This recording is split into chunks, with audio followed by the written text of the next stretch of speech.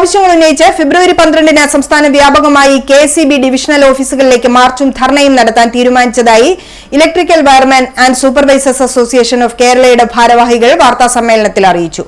വൈദ്യുതി ഭവനിലേക്ക് നടക്കുന്ന മാർച്ചും ധർണയും സംഘടനയുടെ സംസ്ഥാന പ്രസിഡന്റ് സി.ബി. ചന്ദ്രബാബു ഉദ്ഘാടനം ചെയ്യും.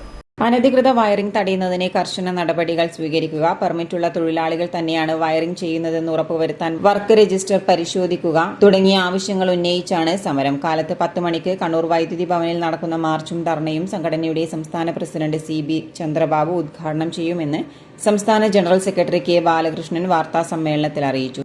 ഇവരുന്നയിക്കുന്ന പ്രധാനപ്പെട്ട ആവശ്യമെന്ന് പറയുന്നത് ഇന്ത്യൻ ഇലക്ട്രിക്കൽ ആക്ടിനും അതേപോലെ തന്നെ കേരള സ്റ്റേറ്റ് ഇലക്ട്രിസിറ്റി ലൈസൻസിംഗ് ബോർഡിൻ്റെ റൂളും ലംഘിച്ചുകൊണ്ട് സിവിൽ കോൺട്രാക്ടർമാർക്ക് ഇലക്ട്രിക്കൽ വർക്ക് ഏറ്റെടുത്തുകൊണ്ട് അവർ നടത്തിക്കൊണ്ടിരിക്കുകയാണ്.